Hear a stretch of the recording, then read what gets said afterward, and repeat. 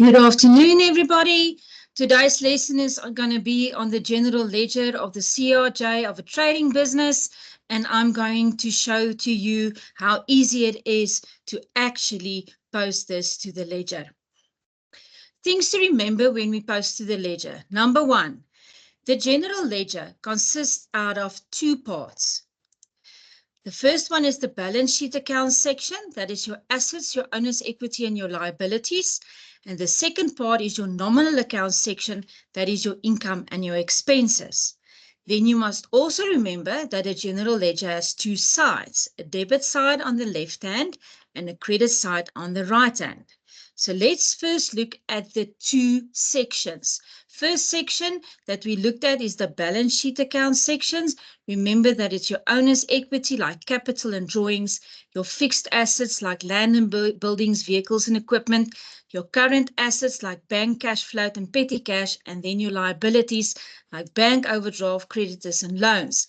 Then you will have also your incomes and expenses. That would be your sales, your rent income, your cost of sales as an expense, etc. If we look at the two sides that you have, remember that you have the debit side on the left-hand side and the credit side on the right-hand side. See that they are both the same. They both have a year and a month, a day, details, folio number, and amount. Something else to remember is the following rules, that your assets increase on the debit side and decrease on the credit side. That is why it's so important that you know which ones are assets that you can increase on the debit side and which ones are going to decrease on the credit side. Then your owner's equity, that will decrease on the debit side and increase on your credit side. What will decrease it on the debit side? Your expenses and your drawings.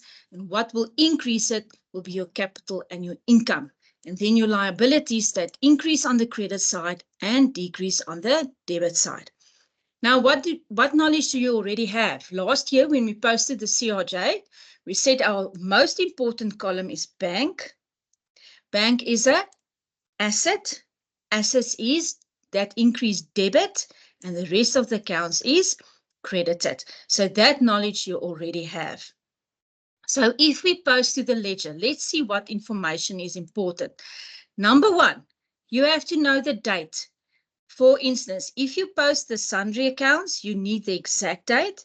If you post a column, you must know the last date of the ledger, of the journal, of the month. Then you must know your folio number. What CRJ are you busy with? Then if we look at our sundry accounts, we must remember that we post them on the date that the transaction conspired on or happened on. For now, you can highlight your cost of sales column and you can write at the above trading stock, because cost of sales tells us how much trading stock was sold during the month. So it's not cash that we talk about. We talk about the cost of sales. We talk about trading stock. So for now, we ignore the cost of sales because it doesn't have anything to do with the cash that we received.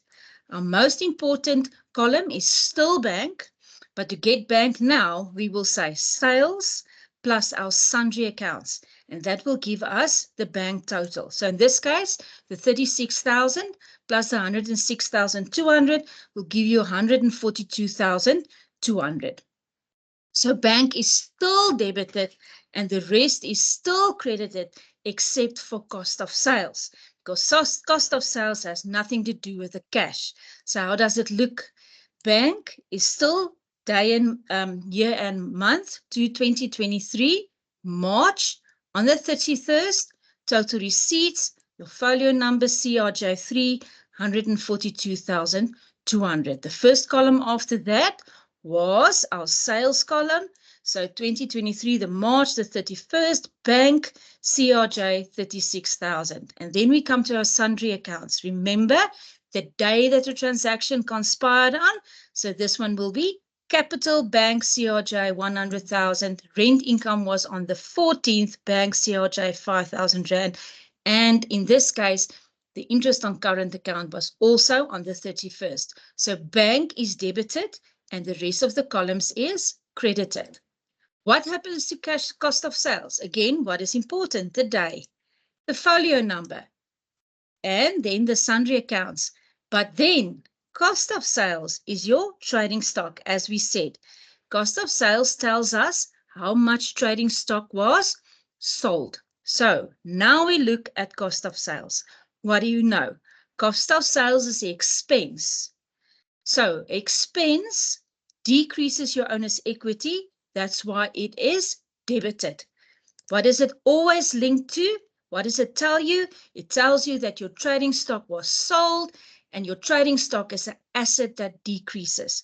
So there you also have your double entry. Cost of sales is an expense that decreases your owner's equity, and therefore it is debited. Trading stock is linked to cost of sales because it tells you how much cost of sale trading stock was sold.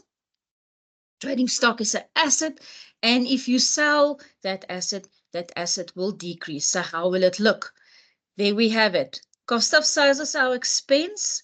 It is debited on the 31st. Now our contra account is trading stock because we debited in the cost of sales, but we credited in the trading stock. Still the folio number, CRJ3 for 24,000 Rand. On the credit side, 2023, March the 31st, because it's a column that we post.